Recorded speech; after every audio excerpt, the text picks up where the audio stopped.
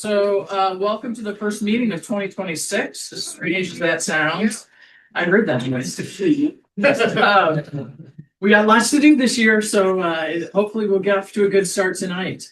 We're going to start as we usually do with board and commission interviews. And Thomas Smith is here to interview for the alternate member vacancy on the Architecture Review Board. Thomas, if you want to just stand right here so everyone can see you, including those people viewing at home. And just let us know why you applied to the ARB and what you think you might bring to it. It's just always something I've wanted to do. I grew up in Webster. My dad was on the library board for 20 or more years, and I just wanted to kind of be a part of my city and know what's going on and have a say, or not necessarily a say, but a helping hand, I should say. And we got your application. You want to just tell us a bit about kind of your architectural background? Because Sure. you work as an architect right now. Okay. It was hard for me to tell kind of what you were doing in the organization. Do pretty much everything and anything architecture related. Okay. I work for a pretty giant engineering firm, so we've got major projects. Really anything you see at an airport done. Like I worked on the new LaGuardia in New York, and we were part of the team doing this Lambert Airport. We did all the Metrolink stations, did a lot of schools locally as well. I guess I start. You want me to say anything about history or? It's whatever you want to share with us, really. I went to school in New York. I grew up in Gore. I went to school in New York, came back, and pretty much been here since. It's a very Webster story. Yeah. Well, Yeah. Where'd you go? It's called Pratt Institute. It's an art and design school. Oh, cool. But, I got married.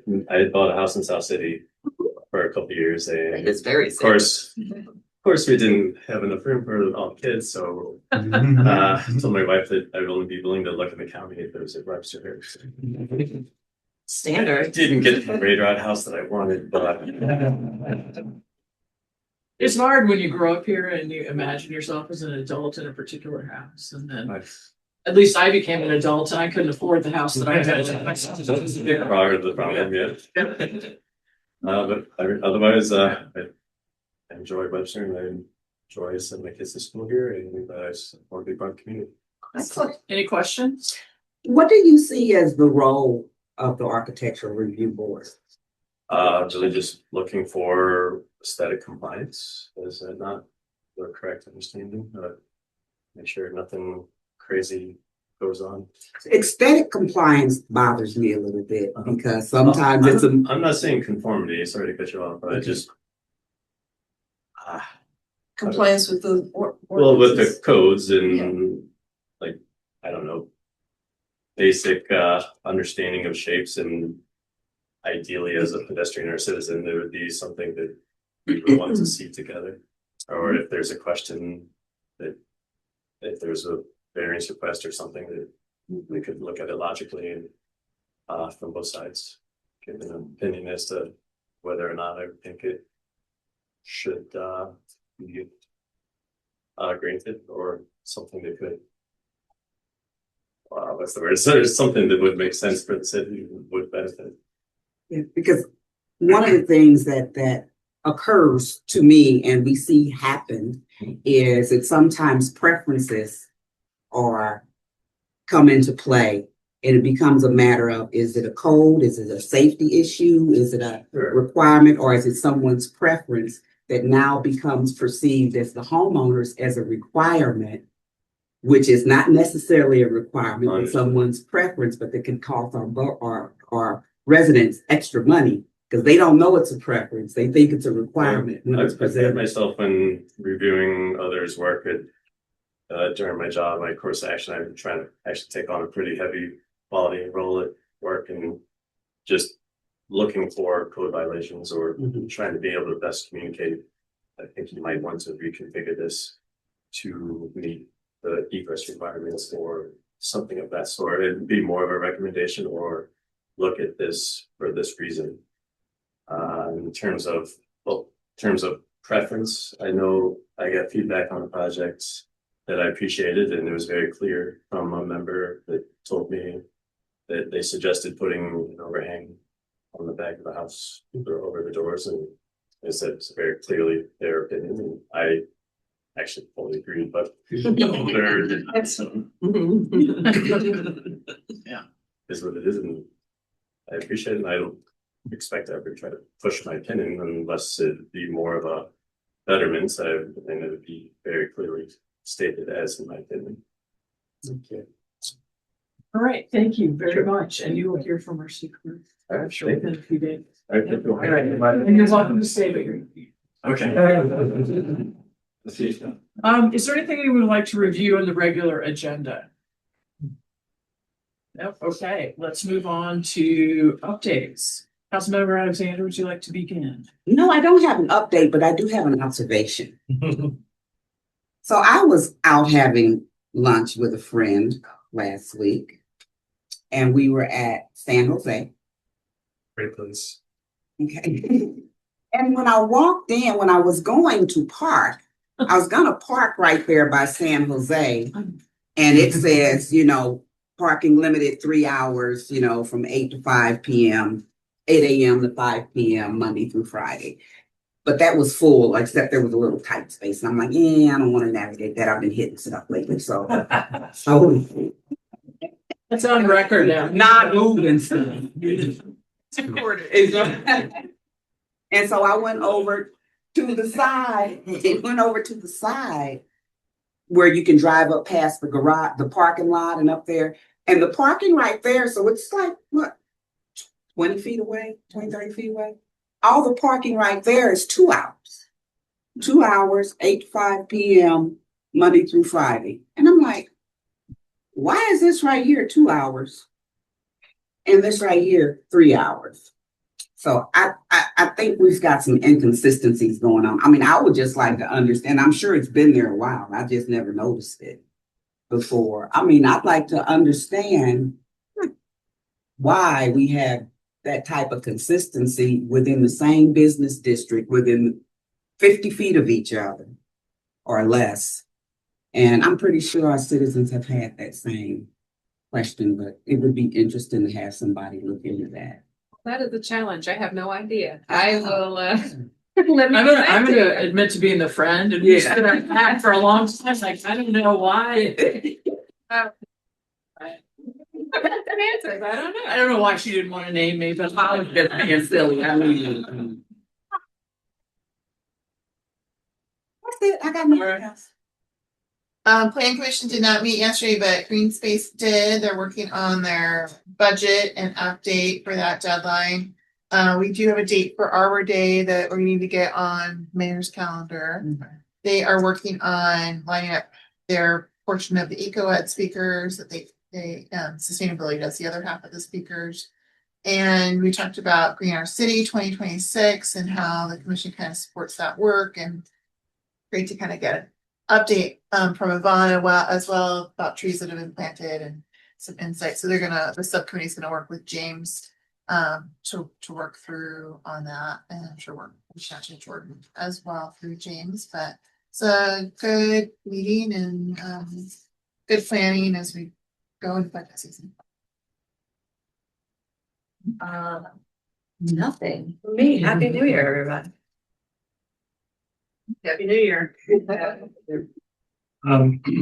As you guys probably know, the library board elected not to proceed with putting anything on the ballot in regards to either a tax increase or a bond issue. I would imagine that's probably forthcoming in the next couple of elections because I think financially they'll need to do so structurally for the building. So There you go. I think they're having roof problems. roof and HVAC problems. That's been somewhat solved, I guess. Yeah, so they have a healthy reserve for what their budget is, right? So they're able to use that for the time being, but I think they want to do some more planning if they're going to go out for either a tax increase or a bond to explain to the citizens what they'd be voting for, what it would impact, how it would impact it. David, have they, like, when they're considering HVAC, I don't even know how far along the conversations they are, forgive me. Are they looking at like heat pumps and that sort of thing, or is that too into the weeds for at this point? No, I would imagine the HVAC system contract has already been signed and the work has already been begun, I believe. Okay. Partly because there was no heater for a while, so they needed to do something. But the roof is a little bit more long-term or can wait a little bit, and that's their idea. But in regards to the sustainability of the HVAC, I'm not too sure Okay. what I guess is probably cheapest. Yeah. No updates, Mayor. Then for me, I think. No updates, Mayor. Karen? Okay, we're just rolling along. I just have a couple of things. The opening of the legislative session is this week in our lovely state of Missouri. If you do not get the Municipal League's legislative update and you're interested in tracking some of this, please do subscribe. It's very helpful. They organize what you maybe want to pay attention to from a municipal standpoint versus everything else that's going on that maybe is more than any of us can handle at any given time. I believe David said we at the end of February have the legislative lobbying day for the State Municipal League. I think David and I are registered to go. If anyone else wants to go, please let Katie know or Karen know, and they'll get you registered. It sounds like they expect from a recent call to be kind of a slow start to the legislative session, but there's plenty of things that they'll discuss that have great impacts on us. So that's one reminder. And then just as a nice bit of news, the Metro Mayors, which is the organization of cities of 10 mayors who represent cities of 10,000 or more residents in the bi-state area, we're going to meet here. Webster's hosting, and Madrina is going to open for lunch for these mayors. So it'll be a nice event later this week. All right, so that's it for updates. Wait, this is my pause. Who forgot something? Look at that. We're so efficient in the new year. All right, parking garage. Who is our presenter on the parking garage? Oh, hello, Sanan. You were hiding behind me. Yes, you're welcome to sit. If you want to stand and talk, that's fine. Whatever you would prefer to do. So now, would you like Mike there so you can face this? No. Well, here. Yeah, make him get it. Oh. I'm gonna sit on Emerson's lap.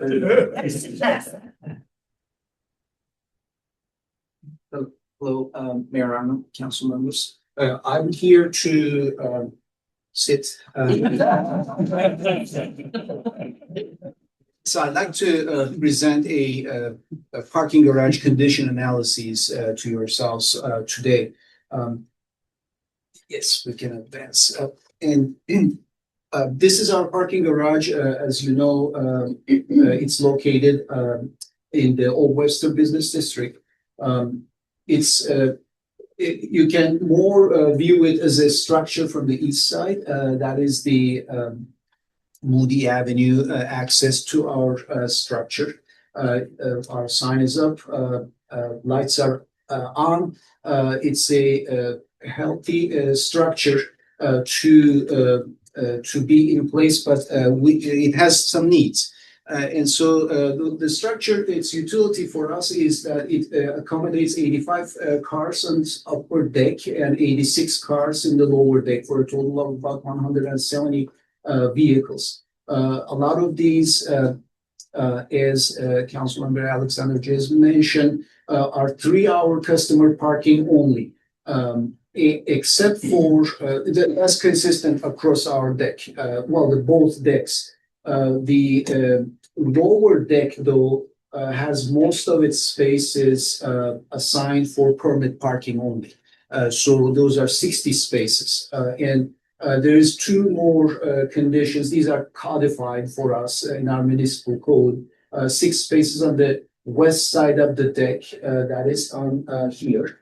Along here, these are 30-minute customer parking. As well as 4 spaces on the lower deck, those are on the upper deck, and 4 spaces on the lower deck, right around this corner, are reserved for a tenant, owner-tenant of one of the businesses in the area. I'd like to go over this structure with you just for a minute, because later there's a lot of references to it. And so the structure is, its orientation is the same as you see it on the aerial picture here. This is Blanco Avenue, Allen Avenue, West Lockwood Avenue on this side, Moody Avenue entrance of the deck that you see is over there in the lower side on the east side. And so the deck is, it consists of a structure that is a precast, originally built as a combination of cast in place and precast members. Cast in place means that it's poured in place, excavated, formed, and poured in place. Precast means that it's manufactured in a facility and then brought to the field and erected in the field into place. And so the structure components are, because it fits our grade so well in this area from actually the west, you wouldn't even notice if you were not looking carefully that you would be entering into a structure. This is a street on grade, on subsoil that leads into a structure on this side. Therefore, we have a higher grade on this side that needs to be retained by a wall on the west side. That wall acts as a retaining wall on the west side. And on the north side, we have a ramp that goes up to the higher deck. That's why the soil under that ramp needs to be retained in that area by another wall on the north side.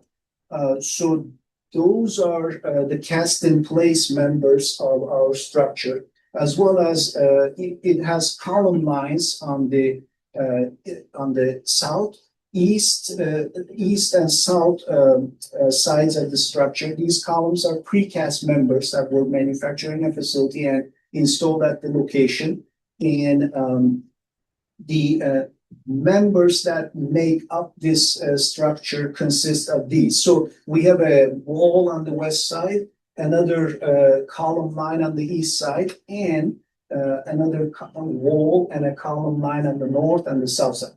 Along with that, we have a column line in the middle of the structure that holds the structure to pretty much up. And what we do to create a surface on the upper deck here is that we use members that span these bays, the west bay and the east bay of the structure, that make this structure pretty much. These members are also, the horizontal members are also precast structures. We call them double T members because a T structure is where a member can establish a surface where loads can bear. And so they are double T because there are two of these side by side in one member. And there are several of these in this area that are laid together to form that structure, the same way here. And they are then topped by a topping slab, 2 inches deep slab that creates the surface where the vehicles travel. This is our structure. On the lower deck, there's concrete poured on the soil surface. That is the lower deck. That doesn't need any structural quality other than that. I think we refer also, go to the next slide.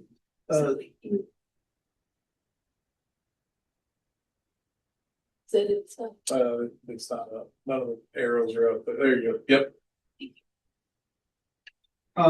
This structure was built in 2001. It's a 25-year-old structure. Structures of this type and quality they have a life expectancy of about 50 years in our region. What we can say is our structure is at about midlife. And so since the original construction, there have been work that has been completed on this structure. In 2009, there was a structural evaluation similar to what we are talking about now, currently that we went over. And as a follow-up to that, concrete repairs and waterproofing membrane install was completed in 2009. 2018 saw other repairs and waterproofing. In 2023, most recently, we started a job initially replace waterproofing on this membrane on this structure. However, when we found further structural repairs need for that on the structure, we stopped and we started actually repairing those concrete slabs in 2023. This lasted until about the spring of 2024 and cost us $212,000. The intent was to perhaps continue those repairs and up to a point where we can stop those repairs and then start a waterproofing membrane install and what it was originally intended. However, there was not necessarily a plan in place in terms of a design, and there were some. We opened up purchase orders not to exceed limits, and then continued working that, and then completed that, and then when it was not sufficient, then we opened up other purchase orders. All that work is good. However, that's generally not how we do a project. We normally have projects analyzed, and then we make a plan and then implement the plan from there. Therefore, we went back to that by a comprehensive condition assessment for this structure just recently, and this was completed about 2 months ago for that dollar amount, $22,850. That was the plan. That was the cost for having the plan. Correct. An analysis that is completed. Still, it's not a design necessarily, but it tells us about where the structure is, what its current condition is, and what needs to be done to it immediately, as well as what needs to be done to it in time to preserve the structure. Because we expect another at least 25 years out of this structure. These additional dollars that are listed on the sheet here were our original predictions of how much this would cost us, the structure repairs would cost us before this condition assessment was completed. Karen, can we move the That's, ball? I was just trying to Thank you. Slide, Karen.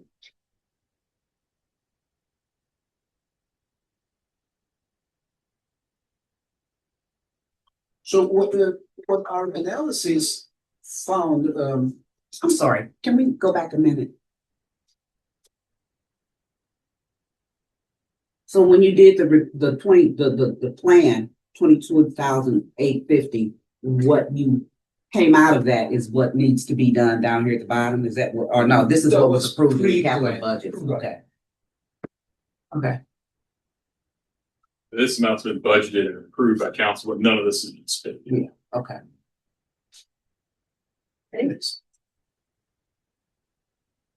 So what there are some references here. I failed to mention that when I talked about that T member, the top is the top horizontal member is called a flange, and the vertical member is called a web. And so these references, the double T webs, and also are for that. However, what's happening with the structure is a little bit of it is inconvenienced, but most of it is structural issues. Structural issues stem from the structure allowing water into itself. And so this type of structure needs to be preserved and waterproofed, should not have water intrusion into it.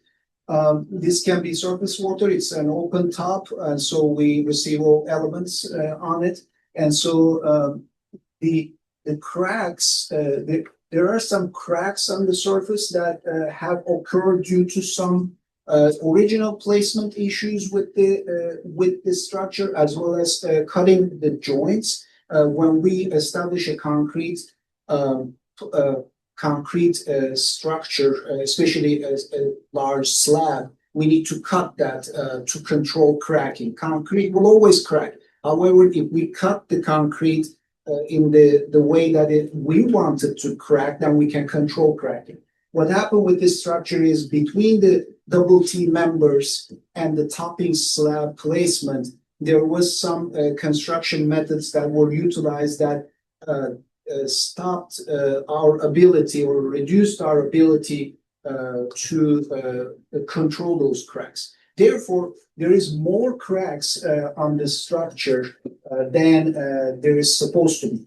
And so, these joints you can view here should be really where the concrete should crack, not along these lines. And so, when that happens, there is water and salt intrusion into the structure. The structure is a reinforced concrete structure, so there is concrete and metal bars in it. So when the salt ions and chlorides enter the structure, then they are attracted to the metal, and the metal starts corroding. When the corrosion starts, the metal starts losing its section. When the section is lost, then the structural ability, the structural strength of the structure is lower. In addition to that, the rust formation is a volume, in terms of volume, it's higher. And so it starts pushing the concrete out and spalling the concrete and cracking the concrete on the outside of it. And so this type of repetitive process accelerates over time and causes the structure to lose its structural integrity and also become a inconvenience to the parkers that are down on the lower deck because it seeps the soluble liquid. It's water on the surface, but then when it gets through the structure, it picks up some of the minerals within the structure. And then when that type of dripping drops happen on the lower deck, that is both an inconvenience as well as it can stain vehicles and such. I think I have a few pictures of that we can view next. So this is on the surface. This is what I talked about in terms of a lot of cracks on the surface. Delamination of traffic coding is what you can see here. This is traffic coded areas. In between, the traffic coding is not there. It's delaminated already. And it's a process that is both the cracks are triggering that because of the movement of the structure, the delamination happens. But as the delamination happens, there is more intrusion of elements and water into the structure that also causes more cracking to occur. And we can view on the underside of the garage deck. This is the joint that is between the two double T members, where really, if there would be any water seepage, it really should be here, which we have that too. But as you see, the water seepage is occurring in a completely different area that is due to some of those construction methods that were utilized on the structure. But overall, it's decreasing the structural integrity of the deck. Next slide, please.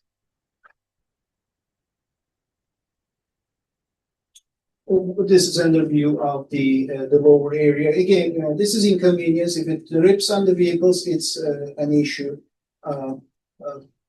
In an area like this, there will always be water, probably, but not as much. And really, it shouldn't be flowing down, draining through every which way like this. And like I said, a joint that can have some seepage through. But really, the intention is that for that joint to be completely sealed from the top and protected so that that's not occurring. And really, the water should be draining into this structure, drains to itself. It's a self-draining, self-contained drainage structure. So there's a full plumbing system in this structure that's supposed to intercept this type of flow and discharge it into storm sewers instead of being all over the place such as this. Next slide, please. So result of the analysis after these observations and reviewing the conditions, the engineering firm that we utilized propose corrective measures. The project that they're proposing is or the effort that they're really proposing is a rehabilitation effort. Rehabilitation is two ways. We need to repair the existing, the current damages on the structure. And damage, we can call it damage. It's not that somebody is really impacting our structure or anything like that, but this is the deterioration due to the maintenance problems and what's occurring on this structure as explained. And the repair of the immediate damages is what costs the most. As for an opinion of probable cost on this structure, 80% of that is the repair of the damaged structural elements. Another 20% is the improvement of the long-term durability of the structure. Because we want another 25 plus years out of this structure, we should think about the long-term durability of it. And that is actually they're proposing, our engineers are proposing two things for it. One is a corrosion inhibitor application. That is a penetrating type of sealant for the members, the structure, that would actually stop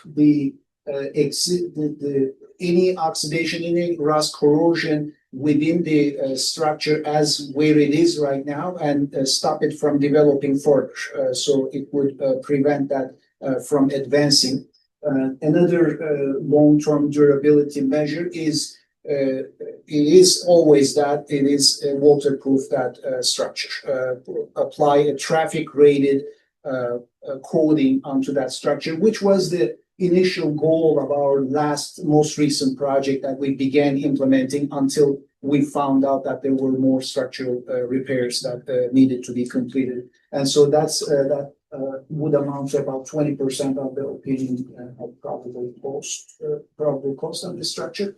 Those measures have some warranties, and so the 10 to 20-year warranty on the corrosion protection application and 5-year warranty on traffic coatings. As you would see from this report, that traffic coatings is 5-year warranty doesn't mean that in 5 years we need to apply another traffic coating onto the structure. However, if we really can accomplish these goals now and make the structure whole again, within its remaining 25 plus years of life, we would probably have to apply that traffic coating more than a few times. That is, in fact, a breakdown of all our costs are listed on the right side of this slide. Traffic coating installation is here indicated for $210,975. That would apply to future preservation of our structure too. All these costs, we have to remember that they, if we are looking at them as a line item manner, we need to add contingencies and general conditions to those costs at 10% each, and consultants and testing at 12% to arrive at the estimated project budget. Currently, with all those included, our estimated project budget to follow all the our engineers' recommendations for this structure is right under $1.5 million. Next slide, please. Next steps are certainly determination of funding sources, because currently we don't have as much funding in our budget. This is expected to take about 1 to 3 months. Specifications and plans for selected improvements and construction bidding. This would be a service by an engineer similar to the engineer that studied this for us up to this point. And it would take about 3 to 6 months. This is in an effort to give a bidder enough information so they can bid this project for us for a construction dollar amount. And then construction itself scheduled around weather and business customer needs in our business district is estimated to take another 3 to 6 months to accomplish the project. Phasing work is possible. When we phase work, we run into additional construction costs because we stop and start a contractor for the work, as well as if we phase work into future years, there will be escalation in price that would apply to that. I think this. So I've got a couple points if I could jump in. First of all, these are regular maintenance items. This is not something that is in imminent disrepair. The structure is not going to fail or anything like that. If you think of this kind of like your house, you need to put a new roof on your house every 20 years. You got to put another layer of shingles on. After you get so many layers of shingle, which is that waterproof traffic coating, at some point you can't add more of those. You got to take them off. You got to do major reconstruction. You might have to replace some of your plywood decking and then put a real new roof on. That's where we're at right now. We're at that halfway point of the life of the structure. We need to do some fairly intensive. I mean, it's $1.5 million.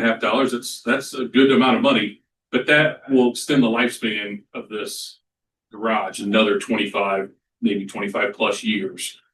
Versus if you don't do this, if you didn't replace the roof, you start leaking, starts tearing up walls, suddenly your house is not functioning.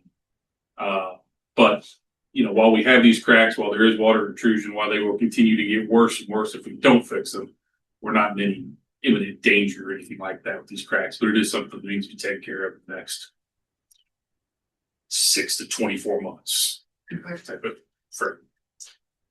So, say that we did the propose. When are we looking for the ongoing maintenance to happen again? Another year, 2 years? No, I would think that if we did all these repairs, the next thing you do would be another traffic coating. So you need to put another coating, top coating on. You know, we got a 5-year warranty on that. So you're plus that. Yeah. So a lot of it really just depends on St. Louis weather. It's you know, concrete moves, put salt on it, it eats it all. 7 to 10 years. At a minimum, yeah, we need to put something in the budget to take care of that maybe in 5 years. Which is kind of how we've done through the years. I mean, we've put money in this in 2008, 2012, 2018. The city has put funds in there every 5 to 9 years to do work on it. But we should continue to do that for the next 25 years. Are some of those costs already in the 1.5? Because you were saying that the coding, does that line, that $200,000 line, is that just for the initial coding, or does that include some out year? This all, the 1.454 million is all based on the current condition of the structure going forward. Okay. Everything is done to it. We're not really necessarily taking out anything that we completed, so those are staying. But that's none of that is in the 1.4. We don't have like in 7 years, that number wouldn't be in there. So that would need to go in the CI, in the capital improvement plans. And we don't, other than the 2 items that we had previously approved, is there anything in the capital improvement plan for ongoing maintenance structure at this time? So we need to make sure that this is there. And do we have other structures in the city that will have maintenance that we need to add to the CID buildings now? So garage. Including the buildings, Is it fair? you know? Well, sorry, No, you're fine. is it, so we have the 1.5 number. The SIP already includes, what was it, 250,000 or so? So does that come out of that 1.5 number then? So, okay. I just wanted to make sure that's the 1.5 is not on top of that number, but that, okay, thank you. So we're kind of like repurposing funds that we had already indicated for this project, but for like different. Yeah, as we got into that project, it started being apparent that we were going to need to do more work than we had funding for, and that we didn't have the full on scope of that. So we stopped everything to get that full scope. Yeah. So is there any signs, I guess we'll see if it needs to have that coating again, or we just do it automatically after 5, 7 years? You start seeing that delamination start happening again. You start seeing cracking coming back through that coating, maybe at the 5 to 10 year mark sometime. Same as you do on your streets. I mean, it's a concrete structure, so you're going to see the same type of issues you see on any other concrete structure. Yes. Out of curiosity, how much was that garage in 2001? I have looked for that information. I have not been able to put my Okay. finger on it. There was an agreement that was done with the Novus building when it was built that included that. There was a TDD that funded it, Got it. but I have not found the actual construction costs because the city didn't build it. Okay. Novus actually built it and then gave it over to the city as part of the renovation agreement with them to build those Okay. Can we shops there? there. It's interesting to me. So it says TDD. I remember that, but we were effectively within 25 years going to invest $2 million into this garage if we go forward with this 1.5. Because we've already invested on 450. Looks like effectively. Is that normal? That's what I was gonna ask. Like, is this a midlife? Is this a typical consideration for a We garage? could have probably invested a little more, not to come to this point, but if we are at this point, we need to make these repairs. If we had routinely maintained the structure, it would not have cost as much as now. What this figure is. They just put a Band-Aid on an issue that was getting worse for a while. All right, any other questions? I assume that we just now are gonna wait and hear back from you as this develops. Can I ask one? Yes, please. The engagement, I'm sure we'll talk with our business community. I mean, there's never a good time for Right. something like this, but an ideal time, especially if we have a window. It's not like critically urgent, but it has to be done on the horizon. You know, engaging with our business community, I would strongly recommend that we do that. I do have another question. Are we seeing that it's being utilized very much or is to its capacity? Are people avoiding parking in there? What's the current use of it? It is parked, I think pretty heavily. We do have Okay. signage up now regarding that drainage because it has Yeah. damaged some vehicles and been Okay. responsible. I guess, yeah, the lower deck would probably be what's not.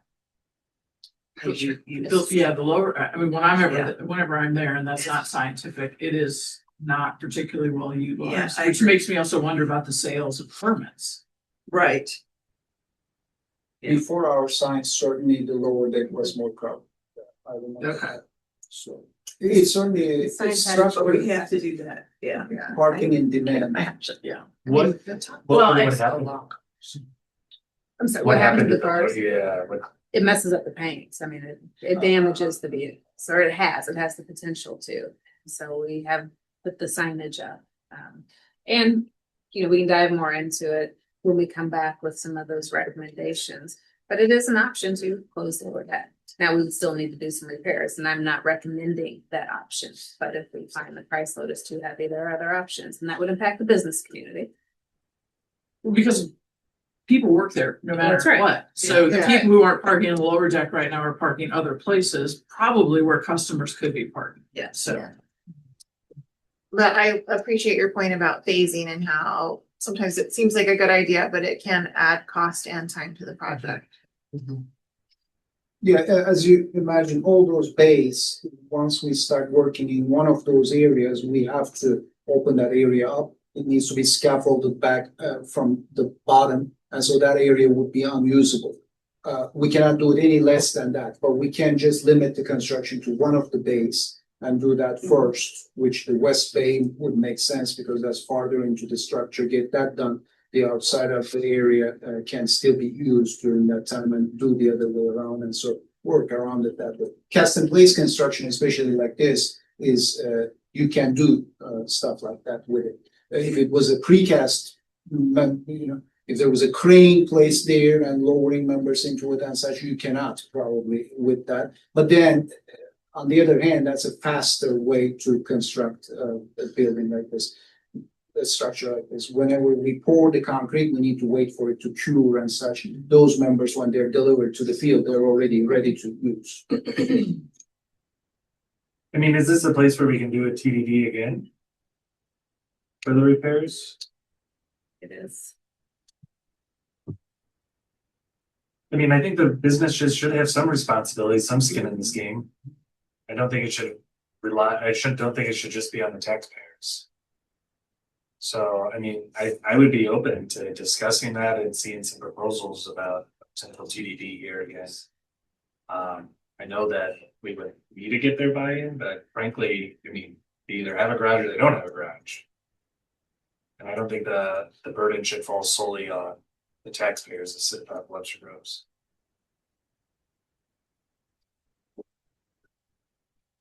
All right, Sanan, people ask me all the time, what's my favorite thing about my job? And I say it's that I learn something new. I don't think I would have predicted I would learn this much about parking garages. I am grateful for the explanation. Thank you very much. Yes, thank you, Sanan. That report of the engineer's report was over 200 pages. And Sanan boiled that down. You got it down, yeah, well done. Into something understandable. Yes, that is greatly appreciated. All right, Thomas Smith interviewed earlier for the alternate member of the Architecture Review Board. Would we like to appoint him? Yes. The objection, okay. And then are we ready to? Yes. Okay, and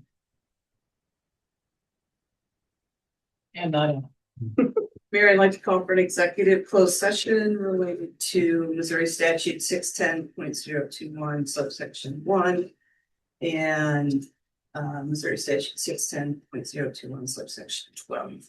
Second.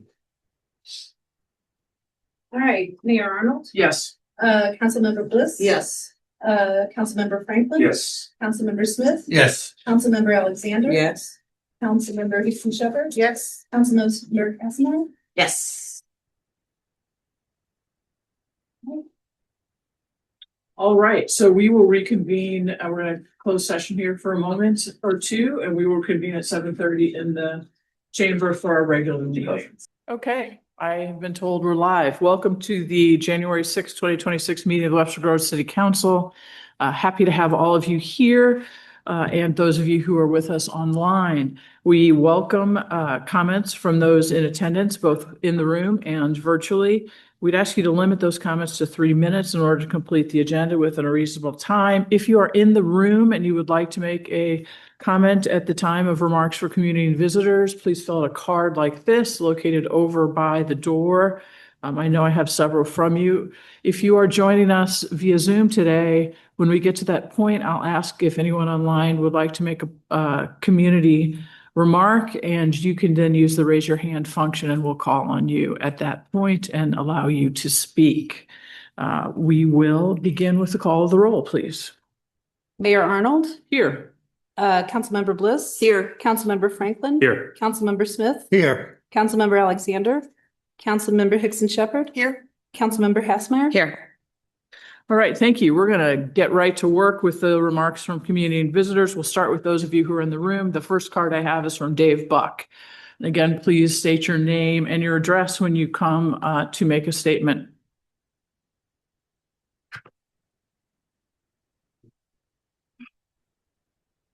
There you go. Okay. Dave Buck, Colonial Village. I had kind of an epiphany over the holidays relative to the two sales tax increases, and I just want to share that with you tonight. There's a wisdom that I believe that states for every short-term decision, there is a long-term consequence.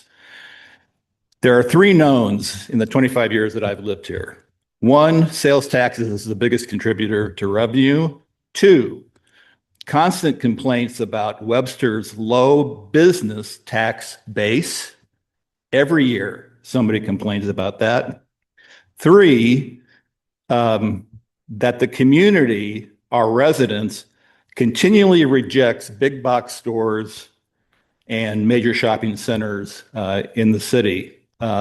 Every time it's rejected. In fact, in the comprehensive plan, quote, what would you like to see more in the city? Answer, maintaining a balance of unique local businesses without introducing big box stores to kind of protect small town charm and character, right? But that's not heard in Kirkwood, Brentwood, Maplewood, Richmond Heights, Crestwood, Sunset Hills, De Pere, Manchester, Baldwin, et cetera, et cetera. Somehow they make it work. And you're right. Greg's chart that shows that the increase of sales taxes is at the lowest level below all these other cities that I just named. But over the holidays, I shopped at REI, Michael's, PetSmart, Costco, Target, and Lowe's. They're all located outside of Webster Groves. How much has anybody calculated how much of our money goes to other municipalities that have big box stores? I bet it's millions, but we don't care about that. We don't talk about it. And all I'm saying is that I think those short-term decisions not to have big box stores have led to long-term consequences of revenue shortfall and tax increases like today. I don't blame city council. I don't blame city staff. I blame the residents. I blame us. Thank you. Thanks. Next card is from Tammy Boehm, who is the chair of our Business Development Commission. Good evening. I was asked to come here tonight to talk about. Give just for the record name and address. Oh, sure. Thank you. My name's Tammy Boehm. I live on Rosemont Avenue. And I was asked to come here tonight to talk about businesses in relation to the economic development sales tax. What I'd like to ask the council is to see if there's any kind of way to give us some extra time to communicate this and reach out to the businesses. The breakdown of how that would affect purchases, the average household, our comparison to all the neighborhoods wasn't provided until a couple of weeks ago when all of our businesses were in the heat of the holiday season. And then this past week, they've all probably tried to take a break, and then they're back now for the schools in session. In addition, almost none of our associations and commissions, boards have met in December.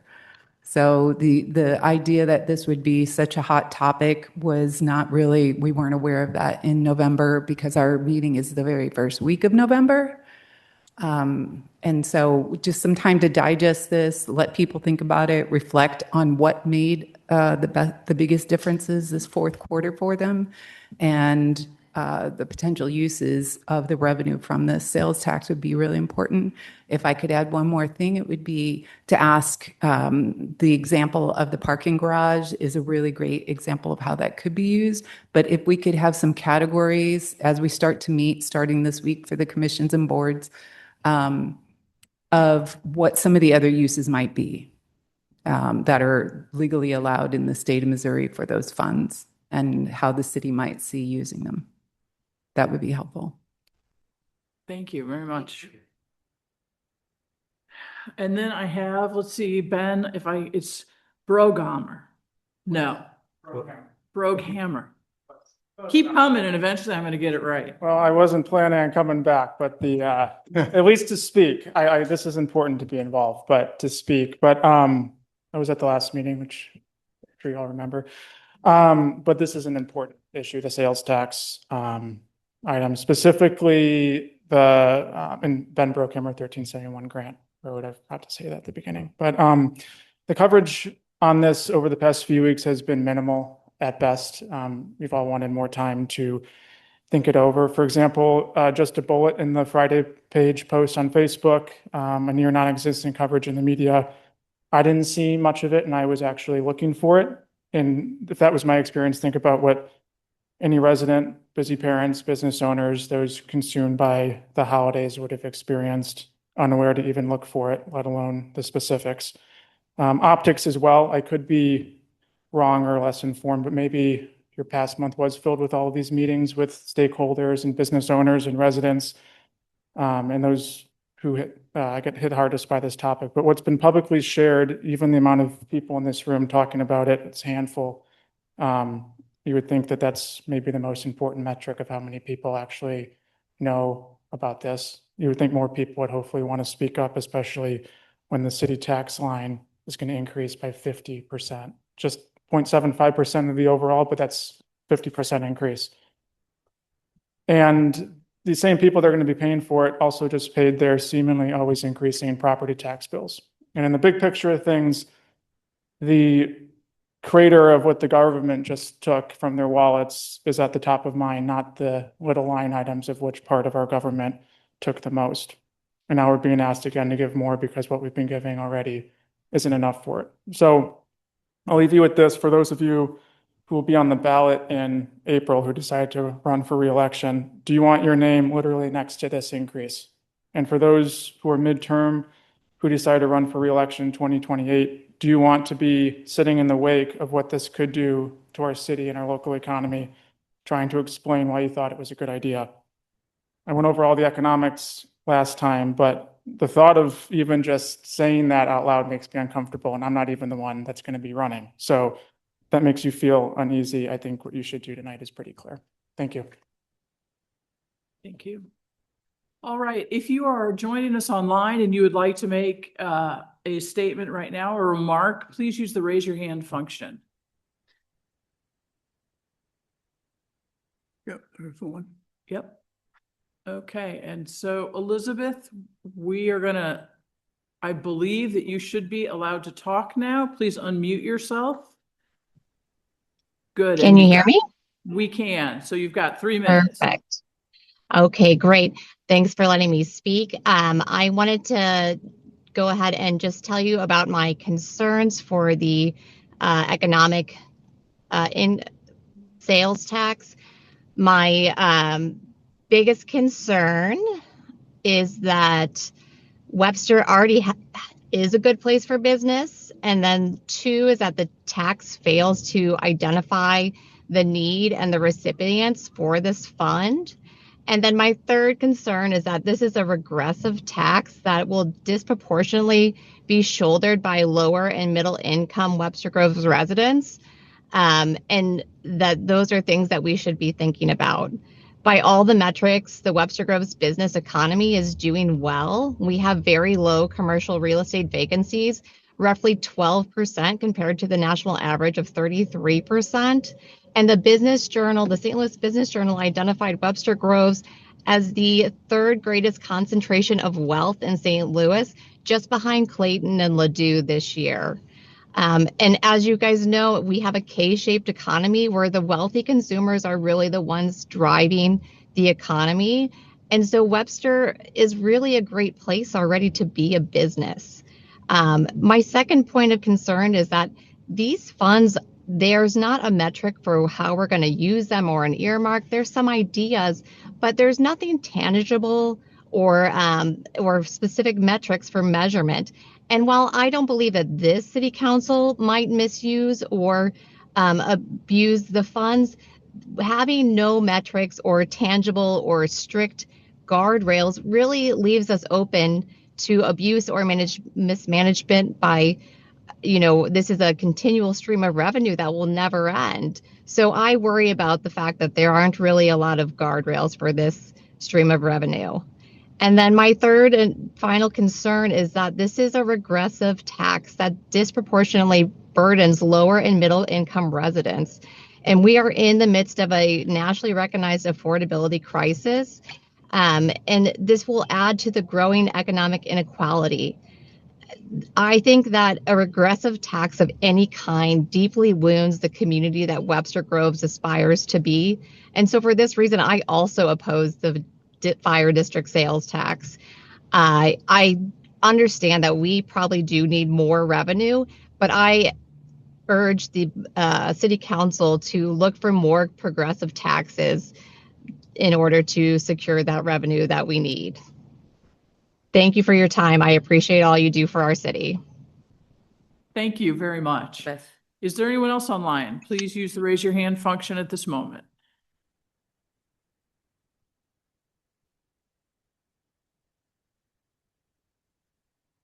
Okay, you may have to disallow the talk function too there.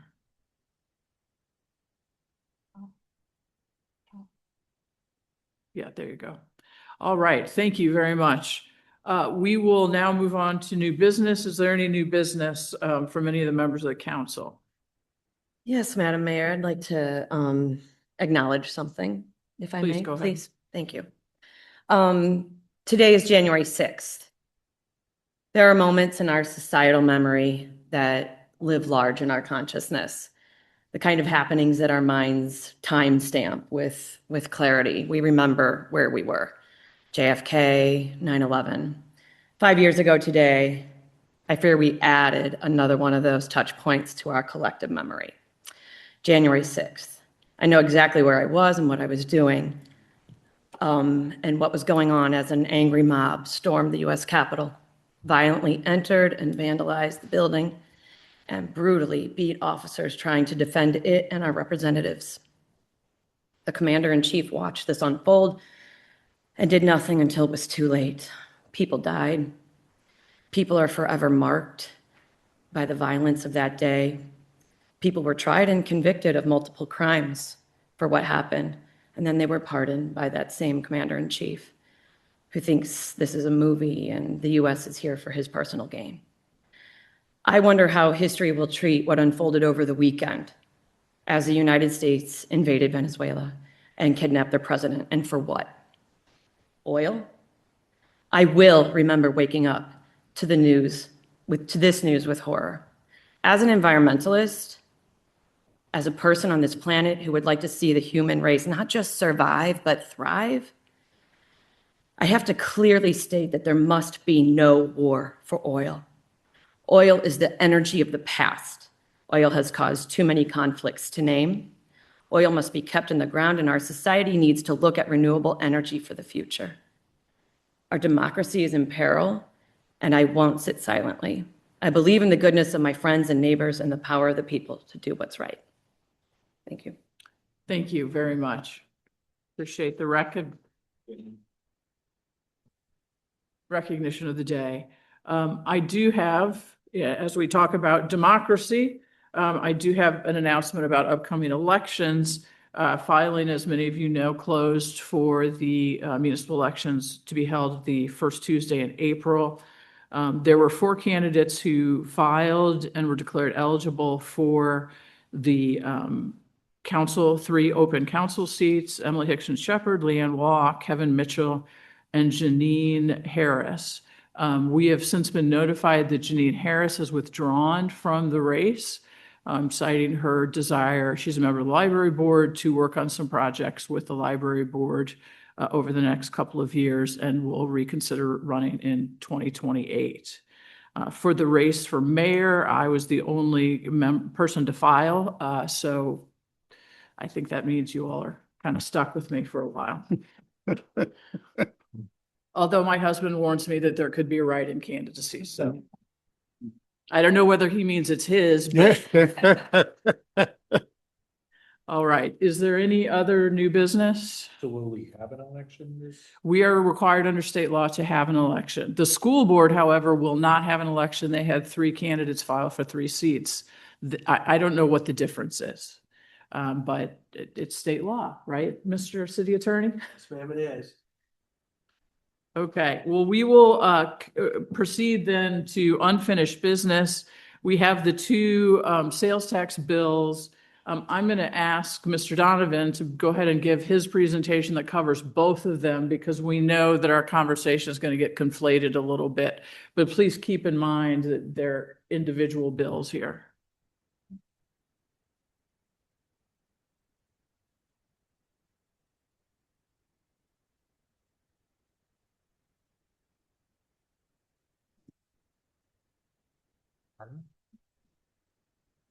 There is no mouse that I see running live or electronic.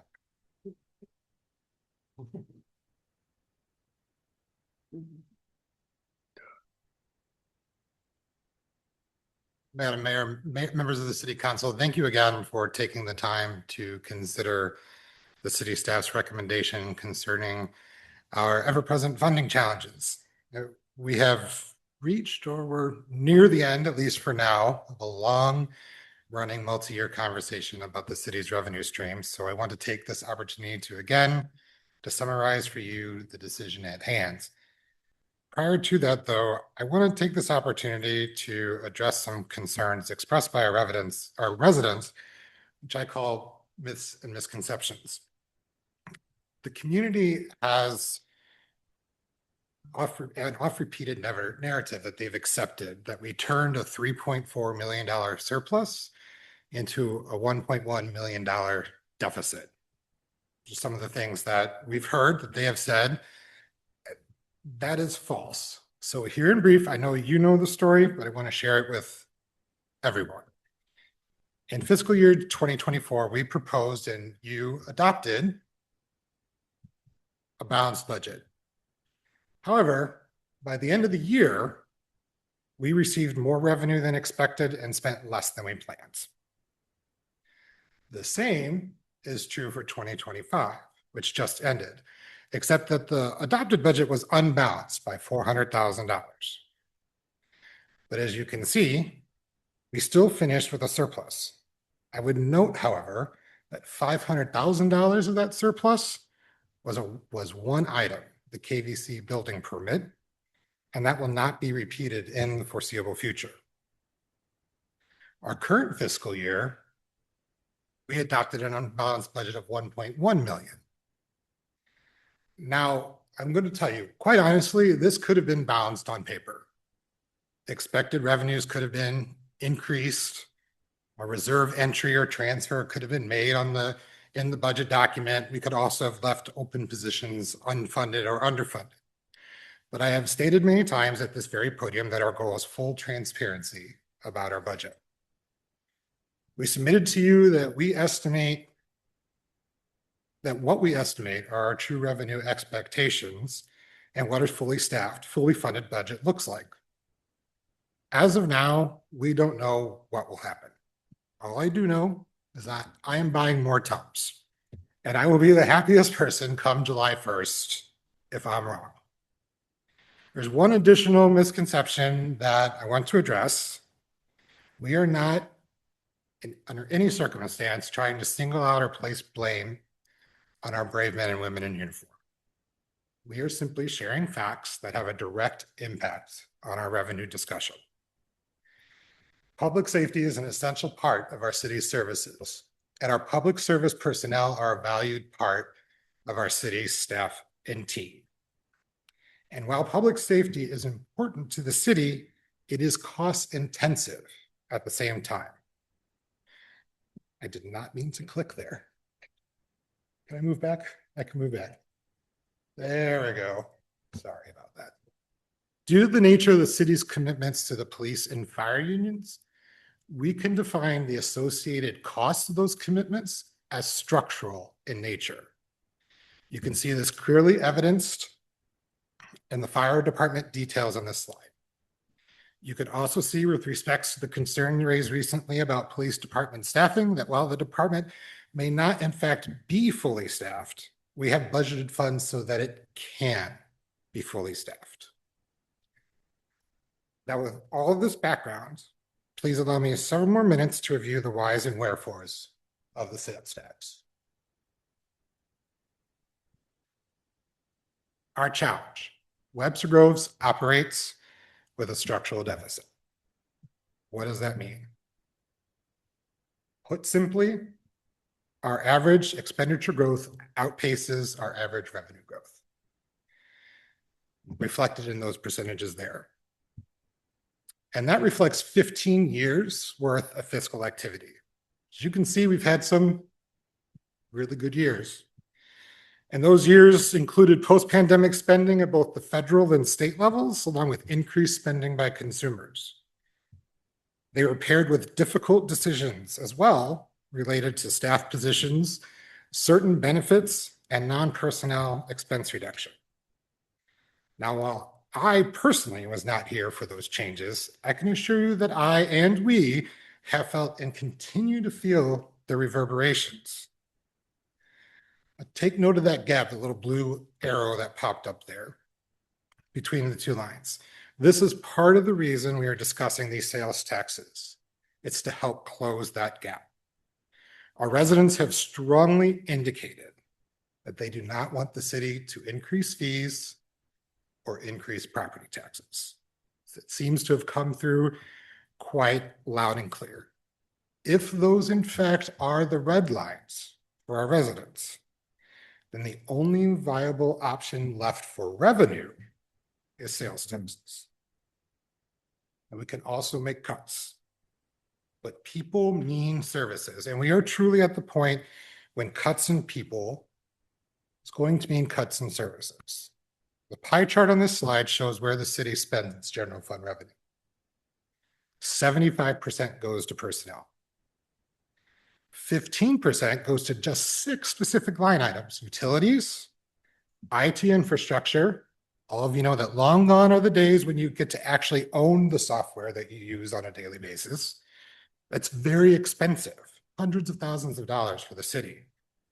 Insurance costs, police and fire dispatch, lifeguards for the pool, retirement payouts.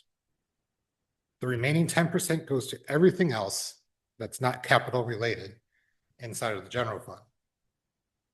Now, some of those things are listed on this slide as well. Leases, legal costs, running the municipal court, for instance, training, fuel for our vehicles, etc.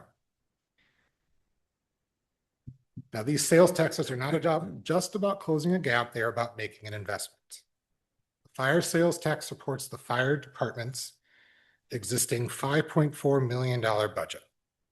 It can also be set aside to help cover some of the costs of our new $1.3 million fire truck that is arriving in fiscal year 2028. The economic development sales tax meets multiple needs. One, our businesses have been asking for more support from the city, at least in the meetings that I've sat in for the different business districts and the Business Development Commission. They've been asking us to continue to support them. I threw this up here as a fun fact. We pay for some ads during the holiday season as well throughout the year. It's $200 a minute for advertising on the TV.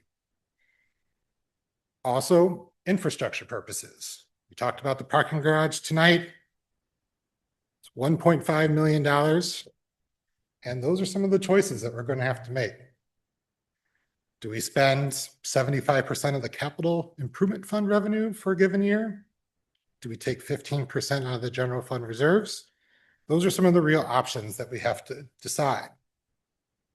We have the comprehensive plan as well. And also, it does have the potential, if it's used rightly and it's focused, to be a revenue lift for all the sales taxes, provided that we're driving business to our fair city.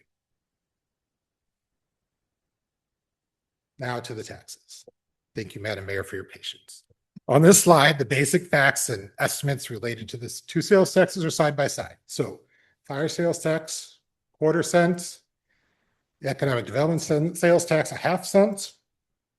The practical impact of what that means for every $100 spent together would be 75 cents. Fire sales tax is exclusively for fire operations, raises about another $700,000 in revenue in support of their budget. And then the economic development sales tax goes to those expenses solely and would raise approximately $1.4 million based on our current revenue estimates. And remind everybody that that sales tax requires a plan. So a board is put together, 3 of the members are appointed by you, the mayor, and 1 by the school board and 1 by the county. And they have to assemble a plan, which then you have to later adopt. So everyone will be fully aware of what will go into, what that plan is and what the money is going to be spent on. Our current rates, we've discussed this already. I put some additional notes at the bottom in the interest of complete and full disclosure. If the fire sales tax were to pass by itself, we would have the same level of tax as Richmond Heights and Maplewood. If they were both passed, we would be at the top of the base rate with our sister cities. But on the other side, considering where people shop and spend their money, and that these taxes are on transactions and commerce in the city, we will still be lower than these different transportation development districts, and community improvement districts. Of course, Madam Mayor and the council, the ultimate decision is up to our residents. I've given you one question and two considerations to ponder on this slide. Now I'm going to tell you my crystal ball has been quite cloudy of late. So I can't tell you if we will have to cover our annual budget with reserves this year or next or 5 years from now. There's so many variables that could occur. Councilwoman Hassmeyer spoke to just some of them just a few moments ago, things that can happen that we don't ever expect. So I have a quote, one of my favorite quotes. It's from one of my business classes, a workshop that I took many years ago. It said, tomorrow is but a promissory note. Yesterday is but a canceled check. But today is cash money. With that, I will stay up for any questions that I can answer. Again, thank you, Madam Mayor, members of the council, for your time and consideration for what the staff has put together. I'm glad you were able to work cash money into. All right, thank you very much. Well, I do have a question, Mr. Donovan. You have some questions? Yes, a question. Okay. And might be Dr. Peoples as well. So we will hold some type of campaign to make the citizens aware and how this will be improving our. Absolutely. So it doesn't stop here. Tonight with me, we would put together a campaign to educate people about the fire sales tax and the benefits of that, as well as what some of our ideas are around the economic development sales tax and what that can be used for in order to support our businesses. Thank you. All right, Councilmember Hasselmeyer, could you call for, we're going to ask you to stay for just, well, how about this? You mind just sitting in the front row? We may call you during debate, discussion. Councilmember Hasselmeyer, would you call for the third reading of Bill number 9293, please? Yes, Madam Mayor, I'd like to call for the third and final reading of Bill number 9293. Wait a second. We have a second? Okay. Bill 9293, third and final reading. An ordinance imposing a sales tax for the economic development purposes, creating the Economic Development Tax Board of the City of Webster Groves, Missouri, and calling an election in the City of Webster Groves, Missouri, to authorize such sales tax. I do have one question before we start discussion. There's a note on my agenda that we need to add a letter for the proposition. Is that an amendment to the bill itself? No, it just gets submitted with what we want it to be Okay, called. so we can just wait until we've made decisions to decide about that. Yes, ma'am. All right, thank you. Yes. Katie said to actually make that a motion if you do pass and you to make a separate motion for that. To add the letter to it. But you can do it that way. You don't have to. All right, let's have our discussion and we will have it. That would have to happen before we vote on the bill, however, because it would be an amendment. Is that Yes, ma'am. correct? Yes, ma'am. How about this? Can we, is council amenable to us go ahead and assigning it a letter, then we'll have our general discussion and go from there. I believe the city manager was going to make recommendations about what we call these things, or was I wrong about that? I mean, E and F sound good. They sound terrific. Okay. Then I would entertain a motion for an amendment to bill number 9293 to indicate that it would be proposition E on the ballot. So moved. Second. Can we do a voice vote? Mm-hmm. All in favor, please say aye. Aye. Any opposed? All right, so the amendment is adopted. And we'll do this exercise again when we do 9294. All right, now we can actually talk about the substance of the economic development sales tax itself. Mayor, I have a statement I'd like to make. It will also include the next bill 9294. Webster Groves is a community that values vision, planning, and progress. Our comprehensive and strategic plans were not created in isolation. They are the result of countless hours of collaboration, input from residents, and careful consideration of what will make our city stronger, more vibrant, and more resilient the years ahead. The strategic plan adopted in 2023 lists some immediate priorities: public safety, infrastructure, fiscal responsibility, and accountability. The comprehensive plan adopted in 2025 provides a guide for land use, housing, sustainability, and economic development for the next 10 to 20 years. The comprehensive plan was a 16-month process led by the Lakota Group. The conversation of creating additional revenue streams began in council in 2022. But plans alone cannot build safer streets, revitalize neighborhoods, or expand opportunities for families and businesses. Plans require resources. Without funding, the aspirations outlined in our strategic and comprehensive plans risk remaining words on paper rather than becoming the tangible improvements our community deserves, that our community deserves. That is why placing the sales tax measures on the ballot is not just a financial decision, it is a statement of commitment. It is the city council saying to the residents, we believe in the vision we created together, and we are willing to give you the choice to invest in it. A modest sales tax offers a fair and sustainable way to fund priority projects. It diversifies our funding base, reduces reliance on property taxes, and ensures that everyone who shops in Webster Groves, residents and visitors alike, contributes to the future of our city. With this funding, we can improve infrastructure, strengthen public safety, and support initiatives that foster economic vitality. Each dollar collected will be reinvested in the community, directly advancing the goals outlined in our comprehensive and strategic plans. Our firefighters are among the most essential public servants in Webster Groves. They train constantly, respond without hesitation, and put themselves between danger and our families. To keep them ready and our community safe, we need reliable funding. Webster Groves deserves a fire department that is fully equipped and ready to respond when every second counts. Placing a dedicated sales tax for firefighters on the ballot gives residents the power to secure predictable local fundings. A modest, dedicated sales tax increase will provide a steady revenue stream necessary to replace aging apparatus, upgrade fire stations, and invest in the firefighter safety and training. It also allows us to fund prevention programs that reduce emergencies before they happen.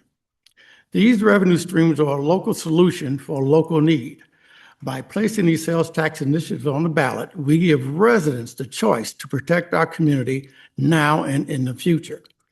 These are more than tax proposals.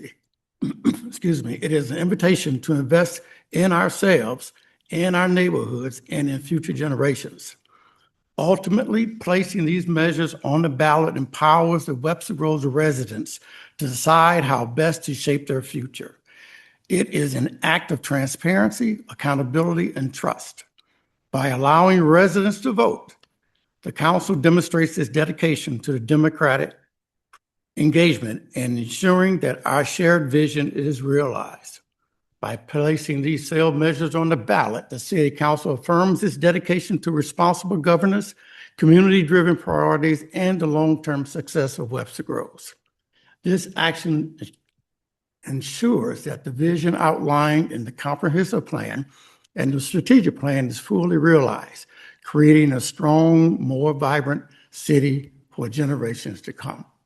Summing it all up, I believe it's up to the residents to decide if they want to increase these taxes, not the council. All right, thank you. Other council members like to make any? Yeah, I would like to just, I've tried to boil it down as much as I could to just a few points. And so I would first like to say that the increase is minimal from my point of view, and that it's 25 cents for $100 spent and 50 for the economic development sales tax per $100 spent. There are criteria in how to enact both of these sales tax and the revenue that comes from them. They are supported by the strategic plan and the comprehensive plan, as well as the criteria that's built into each of those sales tax. We've spent months, and I can think of two regular meetings where we've had legal counsel describing each of the sales tax options and those criteria that we have to follow in implementing them. I believe that 12 weeks is enough time to run a successful campaign on education and engage the community to learn what they are thinking could be priorities, as well as learning from us or learning from the city the positives of the sales tax increase. I also believe in providing choices to residents, which we will be doing twice, one on the ballot, and then they can choose where they'd like to shop. And that's what I've got. All right, I usually I wait till last, but if you don't mind, I'm gonna go ahead. Thank you very much. You're welcome. Thank you. I first want to say thank you to Mr. Donovan for, again, walking us through all this and providing background information that we as council have received just to help us understand more greatly what's going on here. And I am going to fully recognize that we have a structural deficit problem. I don't want what I say to be construed as not recognizing that at some point we're going to have to go to the voters for to let them decide whether we significantly cut services or whether we raise these taxes. So the question right now is, I have two, and then one is, when do we do that and how do we address the structural deficit? I was on council. The three of us were on council when we had budget cuts. Emerson, I think maybe you were there here as well. That was early in your term, and it was hard. It was really hard. But I also think that we owe it to the voters to take a look at what we might be able to cut before asking them for additional revenue. So that is, cut is one option, and ultimately, I do think we can't cut everything, but I think that first step is better for us in terms of communicating with the voters what it is that we actually need, that if we've taken the time to really dig down on that. The second question is whether it's the right time right now for us to ask voters. And I agree, this is ultimately a voter's decision. Some people seem to think that when we vote for this or against this, that we are raising or not raising someone's taxes. We're not doing anything other than suggesting to the voters that this is their decision to make at this time. I'm going to disagree a little bit with my council colleague, Councilmember Bliss, about the 12 weeks and whether that's really enough time for us to explain this. In part, that's reinforced by what Chairwoman Boehm just said about our business community wanting more information about this. It doesn't sound to me like they're ready to be fully behind this. And I may be misrepresenting that or misinterpreting that, but it's a complicated tax, and we need to spend, I think, more time helping people understand what this economic development sales tax does. And I also remind everyone, this is not the only election we're going to have. We can do this next year. We can do this in August. We can do this in November. Actually, I don't think I'd want to put it on a national year ballot, but it would get lost in the shuffle. But this is not something that, if it doesn't happen in this election cycle, we can't revisit in the future. So, I'm going to take full responsibility because I have not reached out to the business community, except for in the last couple of months, the degree to which I should have. After BDC worked very hard for a period of time, there was a gap in my communication with people. And so when I say we're not ready, I mean me. I didn't do my part. So I don't want anyone to interpret that as my blaming anyone but myself about that. The other thing is, we talked about this. Mr. Donovan said, I'm going to quibble with the number a little bit, that it would be 15% of our general fund reserve to do the garage. If our general fund reserve is still at 17 something, and I'm not quite sure how that works, the math, but that's okay. That's okay. I'm sure you have an explanation and I would love to hear it. It doesn't have to be right now. But that is our voters' money as well. And I think while I don't believe that year after year we can engage in deficit spending, I do think that reserves buys us some time to do some more education and to make sure that we have our budget as much in order as we possibly can. I'll Madam make Mayor. one comment, Mayor, that, how long have we been working with this structural deficit? I want to say it's at least 10 years plus that we've always had to dip into the reserves to pay expenses at the end of the year. But that's not actually true, that we've been dipping into. Well, no, reserves every year. if expenses were the same, I mean, I know there was times where we saved money because of different situations, but over the period of time, we have had deficits. I don't think we've ever had a budget that balanced. The old, another organization, council years back, they consider themselves balancing the budget by taking money out of the reserves and applying it to the expenses. And that's not right. And I absolutely appreciate, and again, I'm not suggesting we don't have it, and I appreciate what Mr. Donovan said, and the city manager has been in favor of the transparency of this, right? Right. And I do think that's part of the public misunderstanding about what the structural deficit is. Right. So you and I don't disagree on that, although we have not always been in a budget. One of the things we got is a significant benefit from the use tax.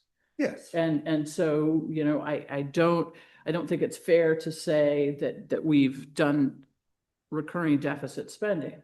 We're going to get there. I do understand that, but I'm not sure that I'm not ready. I won't speak for anyone, for myself. I'm not ready because I don't think I have done the public engagement with the business community that needs to be done, or with residents. And I'll be honest with you, over the course of the break, I couldn't go anywhere and not hear about these particular sales tax proposals. I never want to go to a Christmas season party again when we're considering this, because this is what everybody wants to talk about. And I'll be honest about this. My fear is people who generally would be in favor of this gave me a really hard time about it, which makes me uncomfortable that the 3 months is really enough time to get people's head around where we are and what we need to be doing into the future. I just don't think we're ready for that. I am going to comment about the business community and that finding ways to support and bring Webster Groves together as a business community. We are physically separated. It's very unusual that we have the separate business districts. Plus we have outlying business areas. And so that has been a point of discussion for at least, the last 8 or 9 years that I've been aware of and attending BDC or any of the 3 business districts. I've always been a liaison to one of the business districts.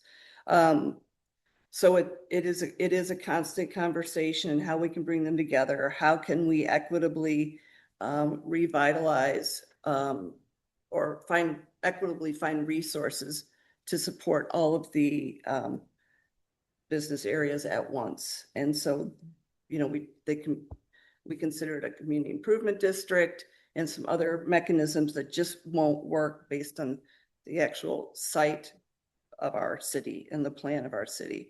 So this is, while I would say, I know it is wanted a way to revitalize and keep our business districts vital. I think it's maybe the other education on what's coming up that, and prioritizing, but we have a major priority with Old Webster right now that would easily fall within the resources gained first off. So that's. Madam Mayor. Yeah, please go ahead. I've talked to probably half a dozen business owners and restaurant owners or more, and quite a few more citizens. And bending anybody's ears who will want to talk to me about taxes. And, taking the temperature of things. And the business community is supportive of this, and they know that it's important. And I believe it's important too. We have been having this revenue conversation. We have issues without big box stores and large revenue streams. I know that we're going to have to do this. And after talking to the citizens, the temperature that I took, it didn't land well. And I don't think people are opposed to it. What I'm interested in doing is having us go through our budget season, showing our friends and neighbors that we're serious about addressing, the deficit and cutting where we can. And then going to the citizens and asking for their partnership in this effort. That let us do our work, and prove to them that we're serious about this, and then put this on like the August ballot. And I don't know the dates for when we need to have that approved for August, but I imagine. Yeah, budget season won't be finished. Okay. I think it's end of May. That is correct. I don't recall the exact date. Okay. But we'll be well through budget season by that point. I don't know that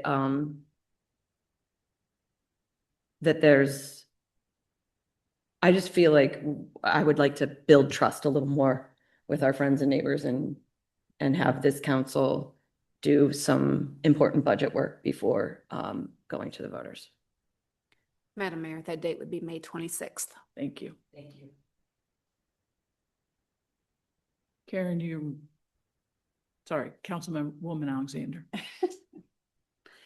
Well, David said something that's really important, and I think that basically making sure that we're giving people all of the information that they need to make an informed decision is really important, because part of that is driving home the realities that we don't want big box stores. We don't want chains. All of the things we don't want, and then all of the services that we still require and expect.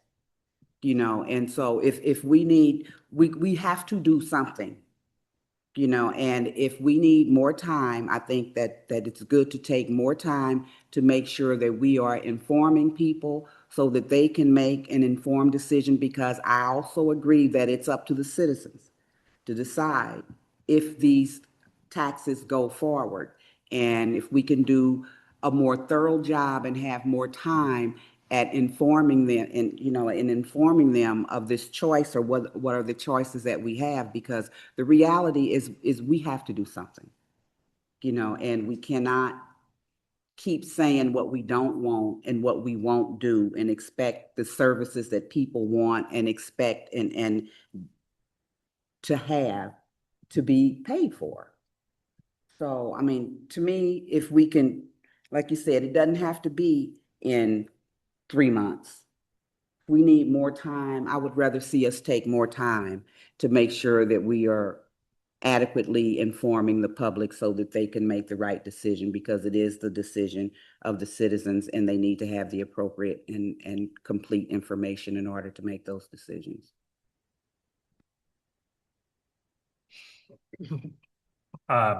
I never liked the economic sales tax, so this is pretty easy for me to do. Based off of the comments, I would like to move, I'm making a motion that we table bill number 9293 indefinitely until at least after the next election cycle here in April, to give council and the citizens and staff more time to discuss this. Frankly, I see the benefits of an economic. Before we have the discussion, there is a second. Okay, thank you. I was just gonna say, I see the benefits of the economic sales tax, and I understand, just as I think everyone has iterated here on council, I mean, on the dais tonight, the need to fix our structural concerns. I think we should go a little bit deeper. I mean, obviously, the data is out there, and I think that Gregory's presentation was great. But we're looking at 55% of our costs are going to either police or fire. We're not discussing whether we need the number of firemen and the number of police officers that we currently have. When you look at our data here in Webster Groves, for instance, the number of police officers that we have per population and also per square mileage is higher than our surrounding communities. We haven't had that discussion yet, whether actually we are over-policed here in this community. I think we need to have that discussion. I'm not saying I'm coming down one way or the other, but I think it's only fair for the citizens to be provided that information and for this council to have that discussion. Same thing goes with the fire. We really need to be discussing how it is that we can decrease or at least stop the rising costs of fire. And that requires, I think, probably conversations with our surrounding communities, how we share resources, how we share apparatuses, or apparatus and how we share personnel. I think we need to be figuring out how we fix the rising costs that is burdening this city and taxpayers from a truly a structural standpoint rather than just continuously raising revenue. So with that, I think my motion got a second. Yeah, is there any further discussion of the motion? Okay, so we'll have a motion we'll have a vote on the motion to table bill number 9293. Councilmember Bliss? I have a question. Yeah, so a motion to table means, is that what this is? Before we do that, so a motion to table would indefinitely postpone this. It would not go to the voters in this. Right, we're saying. Okay. No. Councilmember Franklin, Yes. Councilmember Smith, No. Councilmember Alexander, Yeah. Yay. Councilmember Hickson Shepherd, Yes. Councilmember Hasselmeyer, Yes. Mayor Arnold. Yes. All right, so the motion carries. The bill number 9293 is indefinitely postponed. Councilmember Alexander, could you call for the third reading of bill number 9294, please? Second. Bill 9294, third and final reading. An ordinance calling an election in the city of Webster Groves, Missouri to increase the city's existing fire protection sales tax. All right, I will entertain a motion to amend bill number 9294 and indicate that the proposition will be called Proposition F. So moved. Second. All those in favor, please indicate by saying aye. Aye. Any opposed? All right, the amendment is adopted. All right, now let's have I know is there anyone who would like to have further discussion about fire sales tax in particular? I know some of us have talked about them in conjunction. I think when you're looking at these two sales taxes, I think this is an easier one for the citizens to get on board and pass. It directly goes to fire services. I think that the numbers clearly show we need more revenue in order to satisfy the expenses of our fire department. However, I just don't think right now is the right time to go forward with this either. I think we're going to have to eventually, but and it might seem like I'm kicking the can down the road, and to some degree I am, but I think at this point I'm also making a motion that we table bill number 9294. Second. Okay, should we just do a voice vote? No, you have to do. All right, let's call for the roll, We have please. to wait till Laura get back. Do we, okay. Yeah, did you want to give was there any discussion, Mayor Pro Tem? Is there any discussion about whether to table the vote or not? Okay. There's no discussion. Ready to vote.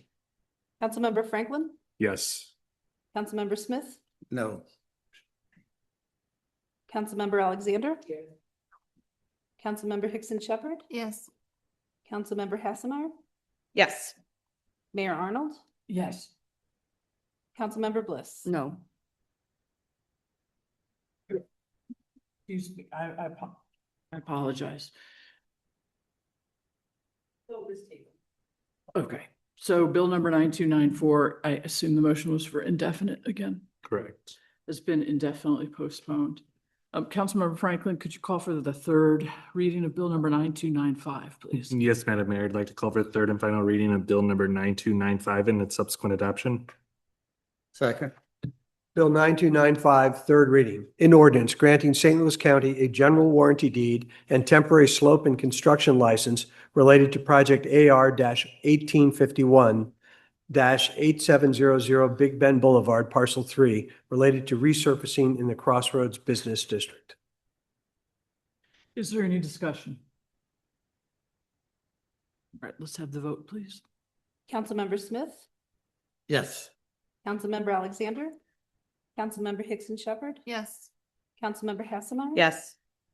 Mayor Arnold, Yes. Councilmember Bliss, Yes. Councilmember Franklin. Yes. Councilmember Bliss, could you call for the third reading of bill number 9296, please? Yes, Mayor, I'd like to call for the third and final reading of bill number 9296 and its subsequent adoption. Second. Bill 9296, third and final reading. An ordinance granting St. Louis County a permanent sidewalk easement and temporary slope and construction license related to project AR-1851-8778 Big Bend Boulevard, Parcel 6 in the Crossroads Business District. Is there any discussion? All right, we can have that vote. Councilmember Alexander. Yeah. Councilmember Hickson Shepherd, Yes. Councilmember Hassemeyer, Yes. Mayor Arnold, Yes. Councilmember Bliss. Yes. Councilmember Franklin, Yes. Councilmember Smith, Yes. Right, we'll move on to new business. Councilmember Smith, could you call for the adoption of resolution 2026-01, please? Yes, Mayor, I'd like to call for the resolution 2026-01. Second. Right. Would you like to just take a moment? The public is probably not going to understand what we're doing here. It's been a while. And yeah, and I might ask Chief Estevez to join. So Missouri State Legislature passed a one-time allowance, if you will, due to the FIFA and 2026 World Soccer Games, some of those taking place in Kansas City, Missouri. So it's an opportunity to keep our businesses open for 24 hours, which would be appealing to many of our establishments where people can go watch the game. There is not necessarily any hurry about doing this, but we wanted to start having the discussion. I did poll council when Chief Estevez alerted me to this opportunity / change. Everybody may not view it as an opportunity, but at the time I polled council, everybody was interested in doing this and there wasn't any opposition to doing it. The one opposing concern, if you wanted to put it that way, is that there may have been interest in not having it be for 24 hours, rather limiting it to maybe 2 a.m., 3 a.m., 4 a.m. So that would be the only discussion point that I heard from council. So. Chief, would you like to make any comments about this? No, I think it's great. Again, following up on what the city manager just indicated. This gives our businesses that have liquor license and the ability to serve alcoholic beverages an opportunity to stay open for 24 hours during this event that comes around once every 4 years. I think it's great for the community. I think it's great for the business community. We're in full support of it. And as far as the impact that it'll have on public safety and our operations, I don't think it'll be significant.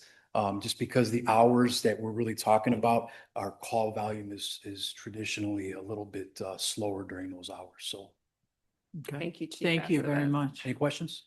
Yeah. Any discussion, questions? Can I correct one thing the city manager said? Yes, please It's do it. football. Thank you. Thank you. It's the World Cup games. I know. American football is your thing. Football is mine. Then American football it is, but this is football. My apologies to those. Should council be interested in this, our PIO Jordan, I'm looking for him, there he is, has some great ideas about how we can assist the business community and bring some fanfare to it and have a little bit of fun. Does that include a council soccer game? Football? Game? Football, thank you. Forgive me. I know who could officiate. Like at 3 a.m. All right, if there's no further discussion, are we ready, council, to go ahead and vote? I don't. Yep. All right, let's do that then. Councilmember Hickson Shepherd, Yes. Councilmember Hassmeyer. Yes. Mayor Arnold, Yes. Councilmember Bliss, Yes. Councilmember Franklin. Yes. Councilmember Smith, Yes. Councilmember Alexander. All right. Is there anything anyone would like to remove from the consent agenda? I don't want to remove anything, but I just want to applaud staff for the quick work and I'm looking for it right now.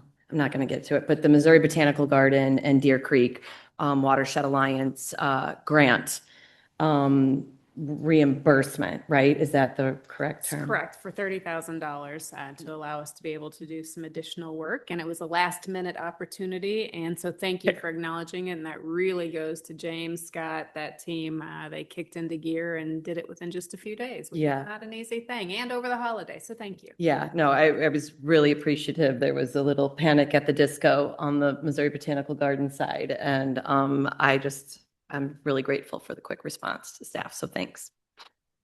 All right, council member Hickson Shepherd, would you call for the adoption, please? Yes, Mayor, I'd like to call for the adoption of the consent agenda. Second.